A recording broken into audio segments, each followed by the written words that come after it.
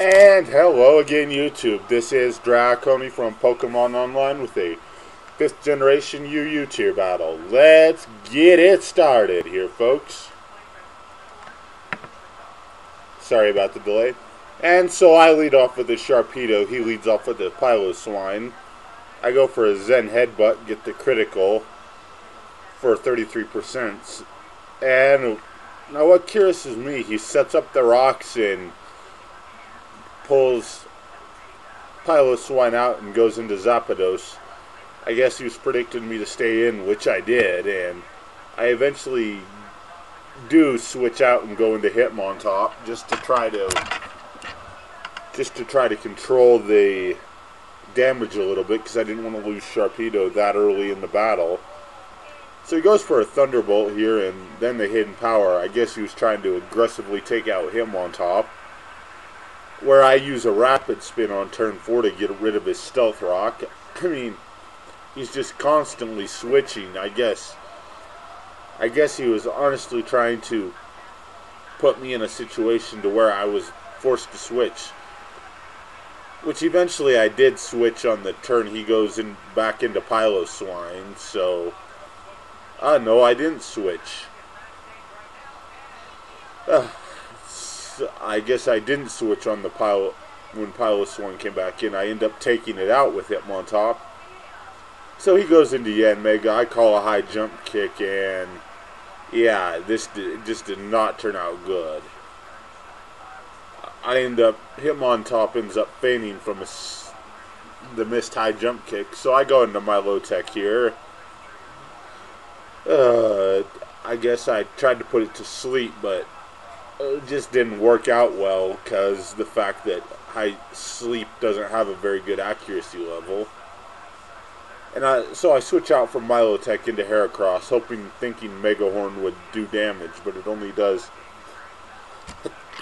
sorry folks, 22% damage. But all in all, this worked out for the best, because I am able to end up walling his Zapdos for a few turns with Slowking, which I don't know why more people don't use it, because it's so bulky and can take so much.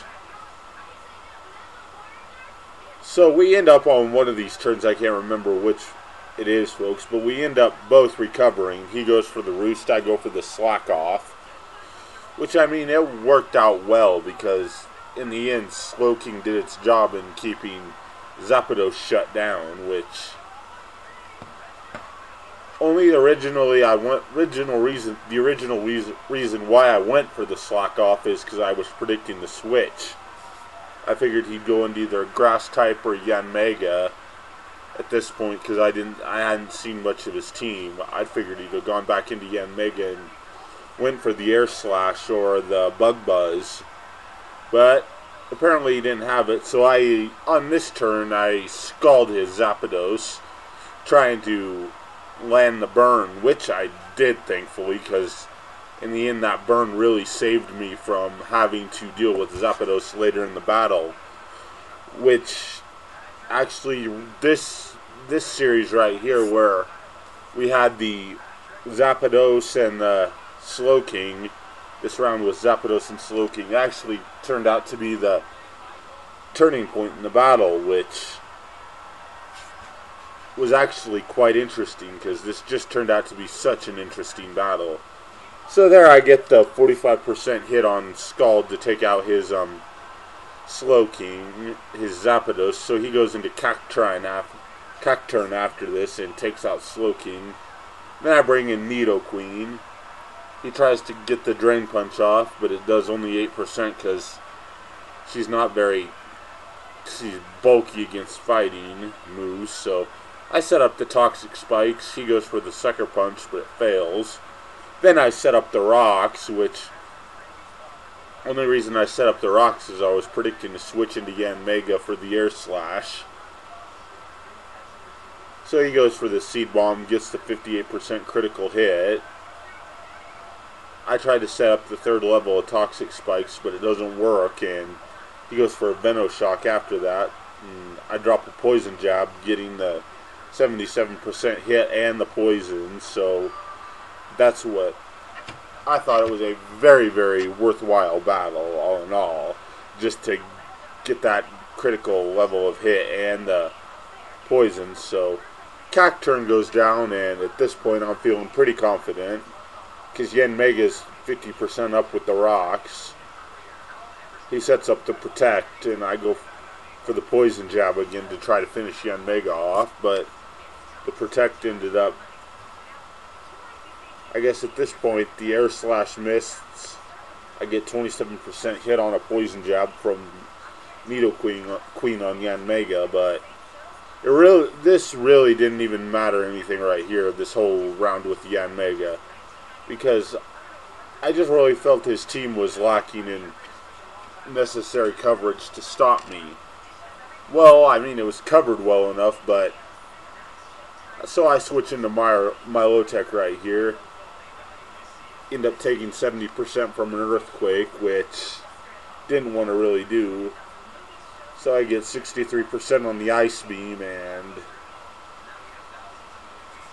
it really turned out to be quite a battle here in the end. So I go back into Sharpedo, get the Crunch to take out Golurk. And my Sharpedo is a physical attacking lead, so it's Life Orbed. But here he goes into Milotic. I don't know what he was thinking. So I call the Earthquake, getting 48% and the critical. I take the Dragon Tail. He switches me back into Nidoqueen, and this really worked out well because if he did do something, I would have just fought her Nidoqueen out later in the battle.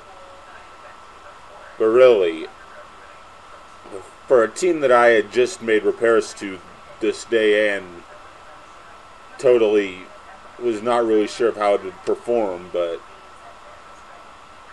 and this is where his Milotic caught me off. It was a sleep talking Milotic, which, if sleep talk is used right on the right Pokemon, it can be just devastating.